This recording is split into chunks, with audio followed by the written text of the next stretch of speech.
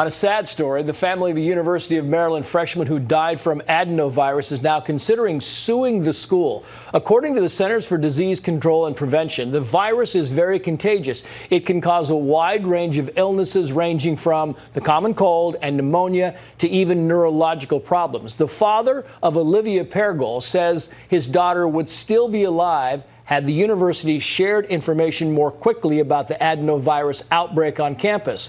When Olivia went to the hospital before the school announced the outbreak, doctors treated her for bacterial pneumonia. The university maintains it followed CDC guidelines, but Olivia's father says there's no way the school could have done everything right since his daughter died.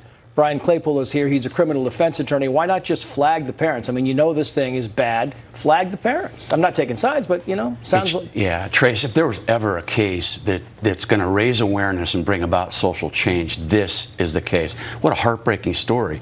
University of Maryland knew that Olivia was compromised. She started coughing even in September. But it's even bigger than that.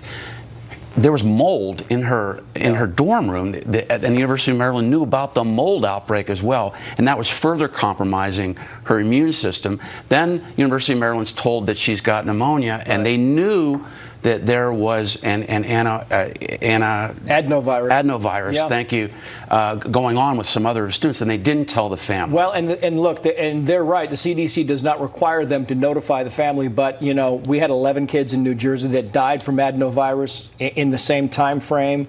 You know, you knew that this kid had Crohn's disease. You think... Common sense says, you know what, let's just put up the red flags, even if it's just for safety. Yeah, Olivia was greatly compromised. And on top of that, in order to treat this virus, you have to have an immediate, strong antibiotic. The antibiotic takes about a week to work into the system. So every minute counted beginning in November of last year. So had the University of Maryland told the family about the virus outbreak, there may have been enough time for Olivia to go get the requisite antibiotic treatment and possibly overcome the disease. But the school has a fairly decent point here, Brian, because they say that during this whole thing that she went to 2 outside medical centers, right, and she was not diagnosed with adenovirus. So their point is, well, maybe these other medical centers should at least share in the blame here. Right. So the university is going to argue a couple of things. First, they're going to argue that they weren't required by CDC to disclose. Secondly, they're going to argue even if we had told her maybe the medication doesn't work and cure her. And third, that there were some 2 medical care providers that didn't even test for the virus. So that gets to what's called legal causation. In other words, did the failure of the university to tell the family about the virus outbreak, was that really the legal cause of her dying? They're going to argue no. So, and what do you think? I mean, you've covered these cases. Is it a push, or is this thing strongly one-sided? Well, it would have been 50-50, I think. It would have been teetering on the fence, but for a major controversy that was taking place at the University of Maryland at the time. Remember that young football player, Jordan McNair? He died at the University of Maryland. He's a football player.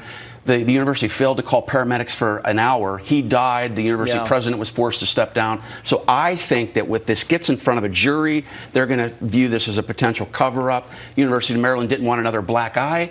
And in the end, I think this case settles out of court. Yeah, and they've already kind of admitted, look, hey, if we can get a little settlement here, maybe this could be worked out for everybody's benefit. It's just an awful case to begin with. Absolutely. Brian, good to see you. You bet. Thanks for having me, Trace.